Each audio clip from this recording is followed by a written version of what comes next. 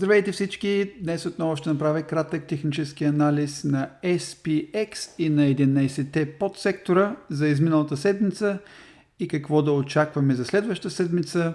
Ще говоря за нивата на подкрепа, нивата на съпротива и кои дневни пълзящи трябва да наблюдаваме по-отблизо. И така да започнем с SPX.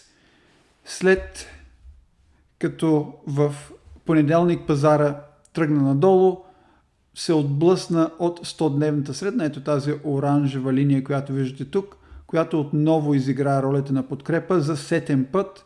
Това мисля, че е 6 или 7 път, само от средата на ноември насам. И за сега остава солидна подкрепа. За следващото ниво на подкрепа ще е ето тук на около 6780 или това е долната граница на този червен правоъгълник или това е диапазонът, в който се движим в последните 2 месеца и половина. Следващото ниво на подкрепа ще е ето това дъно от 17 декември. Положителното за сега е, че се задържаме над нивата на 100-дневната средна. Същевременно виждаме, че след като стигнахме връх на 28 януари, образувахме втори по-нисък връх ето тук, няколко седмици по-късно, а сега и тази седмица отново по-нисък връх, което може би ще доведе до спад за в бъдеще. След малко ще обясня малко повече на SPY в ETF-а на S&P 500, малко повече детайли. Какво да очакваме като съпротива за следващата седмица? Тази 20-дневна средна е от изключително голямо значение. Трябват ни поне 2 затваряния над нея, за да видим някакъв обрат, за да може да стигнем до най-високи върхове. Очакванията ми за в момента са да продължим още надолу, като ако минем под нивата от 6780 и стигнем до следващата подкрепа, която е на около 6720, се надявам, че тая ротация, която виждаме от финансовия подсектор и технологичния подсектор и вливането на тия капитали в Energy, Industrials и други подсектори, за сега няма да видим огромен срив в SPX, но това са само очаквания. Естествено, трябва да сме подготвени за всичко. За сега това са нивата, които са важни и трябва да задържим. Повтарям ги още веднъж. Това е 6780 и 6720. Така, да продължим сега за SPY или най-популярният ETF, който се търгува в Америка. За сега поддържа тия нива, които са ето тук, тая линия, която съм начертал на 676, като цената от последната седмица образува този пумпъл или е много балансирано, нямаме показателно движение нито нагоре, нито надолу, но върху какво трябва да обърнем внимание, то е цикъл, който се е образувал от април миналата година и който се повтаря на всеки 16 седмици, когато намираме дъно ето тук и ето тук. Така че, ако не следващата седмица, последващата седмица, може би, ако тия цикли продължат да са релевантни, ще видим дъното при SPY и оттам нататък се надявам вече цената да тръгне нагоре, тъй като и самите месеци като април, май са доста по-успешни, февруари и март са по принцип месеци с доста по-малка възвръщаемост. Ако сте гледали видеото и от миналата седмица, може би сте обърнали внимание на тая тренд линия, която начертах и очакванията ми за пробив. Това е при Utilities, сектора, където най-големите компании са Next Era Energy, Constellation Energy Group, Duke Energy и така нататък. Виждате положителният волюм или това значи, че доста средства са инвестирани в този ETF и продължават да се инвестират в този ETF.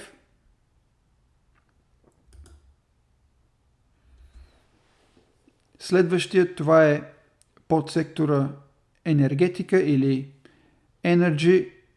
Виждате след този пробив който имаме тук на нивата от 47, 8-9 положителни седмици и за сега нямаме никакви сигнали за обрат. Най-големите компании са петролни компании, може би разпознавате по тикърите. Ако сте изпуснали този брейкаут на 47, за сега не ви препоръчвам да инвестирате, изчакайте следващият сектор. Това е Materials или редкоземни изкопаеми. Много положителна седмица. Виждате как тялото на последната свещ просто обгърна предната свещ и продължава нагоре. Отново, ако вече не сте в този сектор или в някои от тия големи компании, не препоръчвам да купувате, тъй като сектора е доста екстенднат. Виждате и RSI в свръхкупената зона е, така че ако не сте в сектора, не избързвайте. Следващият сектор, който поддържа SPX за сега нагоре е Industrials. Сигурен съм, че разпознавате някои от компаниите като Caterpillar, General Electric. Последната компания тук е Boeing.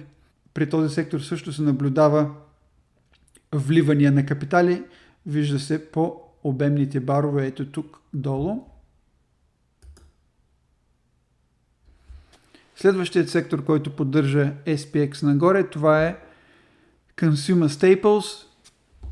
Предполагам, че тия компании са доста разпознаваеми. Walmart, Costco, Procter & Gamble, Coke, Coca-Cola и така нататък. Тази свещ е много положителна маробозо свещ, като очакванията им са да продължи нагоре. Малко е удължена, така че ако не сте в сектора, не влизайте, може да е малко късно. Отново за тези, които са ме гледали миналата седмица, това е Healthcare сектора. Очаквах, че ще има пробив. Това са тренд линиите от миналата седмица. Той е симетричен триъгълник, който се беше заформил. Така че само положителни новини от Eli Lilly, Johnson & Johnson, United Health и така нататък. Следващият сектор, който очаквам да има пробив и за сега се движи в този тесен диапазон и започва да образува този възходящ триъгълник. Това е Communication Services. Най-големите компании са Meta, Google, Verizon и AT&T. За в момента последните две свещи са доста положителни. При пробив аз лично бих се заинтересувал да отворя позиция. За в момента обаче изчаквам, тъй като индивидуалните акции в момента на Meta са в даунтренд, докато на Google са в аптренд, така че тук е нужно малко повече търпение.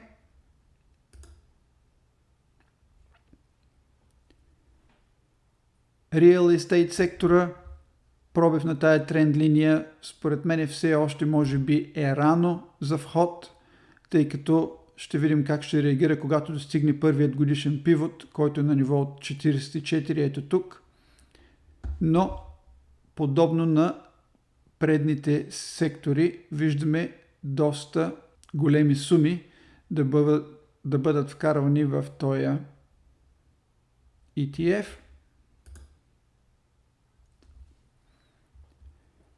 Consumer Discretionary, Amazon, Tesla, Home Depot, McDonald's в момента все още е в даунтренд или в нисходящ тренд за последните 6-7 седмици, но тия дълги фитили отдолу ми дават надежда, че може би ще видим обрат.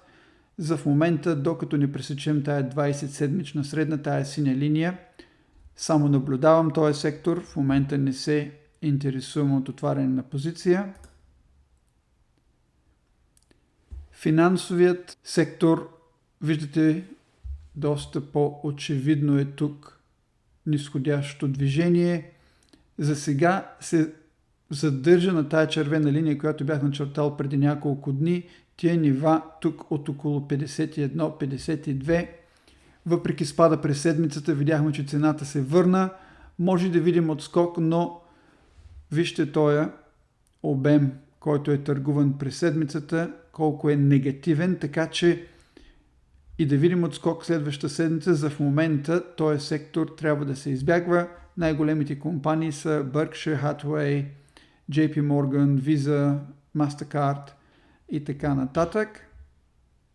И последният, може би най-интересен сектор, който по принцип винаги е водещ, но за в момента изостава. Виждате по-ниските върхове, които образува. Това е технологичният сектор, като най-големите компании са Nvidia, Apple, Microsoft, Broadcom, Micron и така нататък. Предполагам, може да разберете от движението на индивидуалните акции през седмицата, защо виждаме тая червена свещ за седмицата. Тия дълги фитили, които виждаме отгоре, това значи, че всеки път, когато цената се качи нагоре, се появяват продавачи, които си изпродават акциите или взимат къси позиции, както и да е. В момента се намираме на нива, в които тия компании, може би някой от тях, като Microsoft, съвсем скоро време ще потвърди дъно, но като цяло целият ETF в момента е в този диапазон, който се движи настрани. Все още не сме влезли в нисходящ тренд, ще влезем в нисходящ тренд при пробив на тая червена линия. Това е за сега от мен. Следвайте ме и по другите социални медии. В Patreon имаме група и правя лайв всяка неделя, където обсъждаме конкретни компании, както и правим технически анализ с доста образователни теми.